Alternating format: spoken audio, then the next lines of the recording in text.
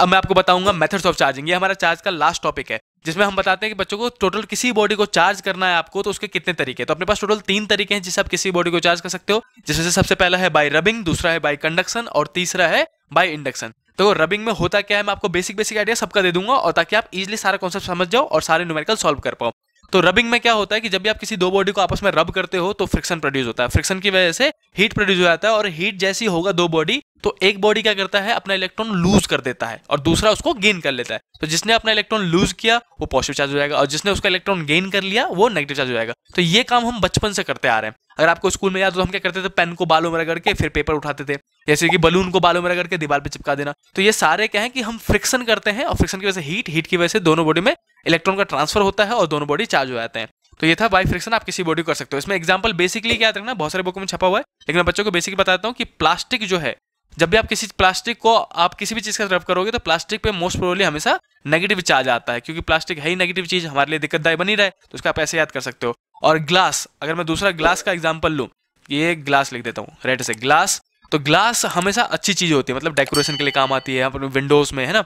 तो ग्लास पे हमेशा एग्जांपल याद करने के लिए बता रहा हूँ मैं, जब भी आप किसी को ग्लास के साथ रब करोगे तो मोस्टली उस पर पॉजिटिव चार्ज आता है। तो एक बेसिक एग्जांपल याद रखना, उसके हिसाब से जो आपको पूछा जाए बता सकते हो इसमें।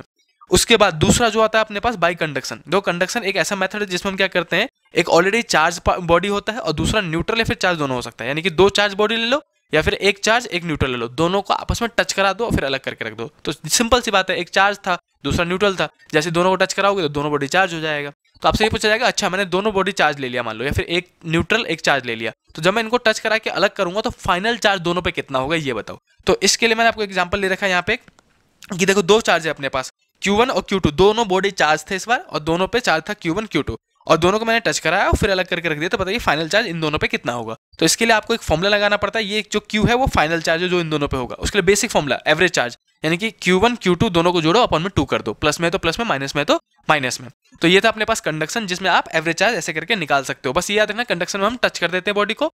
बल्कि अगला जो टॉपिक अपने पास तीसरा, उसमें क्या है बाय इंडक्शन। इंडक्शन में हम दो बॉडी को कभी टच नहीं करते, बेसिक सा डिफरेंस है कंडक्शन और इंडक्शन में। देखो इंडक्शन तो असलियत में बच्चों कहता हूँ ये इज अ काइंड ऑफ धोखा, मतलब इंडक्शन करना मतलब धोखा देना। कैसे?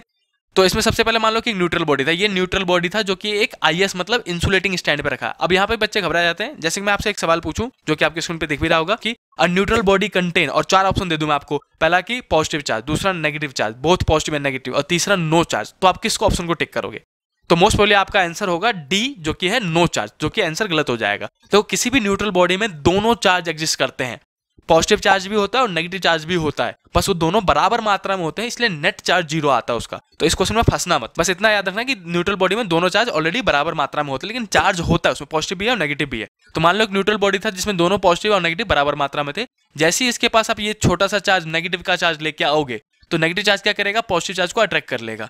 अब जब पॉजिटिव चार्ज इधर आ जाएंगे और नेगेटिव चार्ज को रिपेल करके उधर भगा देगा। तो आपको दूसरा काम क्या करना है, ये अर्थिंग का सिंबल है, अर्थिंग कर देना है। जैसे आप अर्थिंग करोगे तो जो इलेक्ट्रॉन है जिस पे रिपल्सिव फोर्स, माइनस चार्ज मतलब इलेक्ट्रॉन, तो इस पे जो रिपल्सिव, ये माइनस इस माइनस को धक्का मार रहा है, तो ये माइनस मतलब इलेक्ट्रॉन है, इलेक्ट्रॉन कहाँ चला जाएगा, अर्थ में।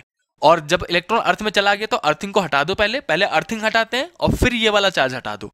तो जैसे ही आप अर्थिंग हटाओगे तो इलेक्ट्रॉन वापस नहीं आ सकता, और ये वाला चार्ज हटाते हुए जो पॉजिटिव चार्ज का अट्रैक्शन था वो पूरी बॉडी में फैल जाएगा। तो जो बॉडी है आपका फाइनली वो पॉजिटिव चार्ज हो जाएगा। तो जब भी आप किसी न्यूट्रल बॉडी को इंडक्शन की मदद से पॉजिटिवली चार्ज करते हो तो होता क्या है कि जो इलेक्ट्रॉन है वो ट्रांसफर हो जाता है बॉडी से अर्थ में, और जिसकी वजह से वो पॉजिटिव चार्ज हो जाता है। दूसरा इसी का, अगर मुझे बॉडी को, ये तो हमने पॉजिटिव चार्ज किया, अगर मुझे मैं कहूँ कि बॉडी को नेगेटिव चार्ज करना है तो क्या करोगे, तो उल्टा करेंगे। अगर मुझे नेगेटिव चार्ज करना है तो मैं इस बार पॉजिटिव चार्ज लेके आऊंगा, पॉजिटिव चार्ज लेके आऊंगा तो ये क्या करेगा, बॉडी के नेगेटिव चार्ज को अपनी तरफ खींच लेगा और पॉजिटिव चार्ज को धक्का मार के दूसरी साइड कर देगा। फिर से क्या करना है अपने को, अर्थिंग। जैसे आपने अर्थिंग किया तो इस बार ये मत बोलना कि ये पॉजिटिव चार्ज चले जाएंगे अर्थ में, ऐसा कुछ नहीं होता, क्योंकि पॉजिटिव चार्ज मतलब प्रोटॉन की बात कर रहे हो, और प्रोटॉन कभी एटम में से निकल नहीं सकता, न्यूक्लियस में रहता है ना, कहां से निकालोगे इतनी एनर्जी देके। तो इस बार क्या होगा कि इलेक्ट्रॉन अर्थ जो है वो इलेक्ट्रॉन का रिजर्वायर है, मतलब खजाना है ये मान लो।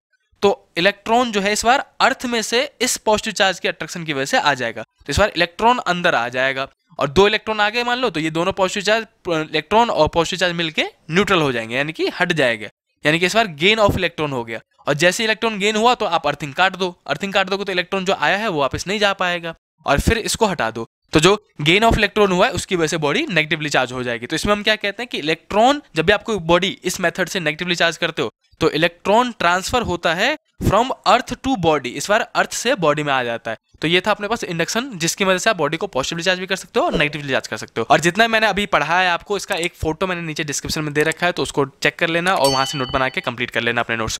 और हाँ, इस वीडियो को लाइक करो, शेयर करो अपने दोस्तों के साथ और इस चैनल को ग्रो करवाओ। मिलते हैं नेक्स्ट वीडियो में इलेक्ट्रिक फोर्स के साथ, तब तक के लिए बाय बाय।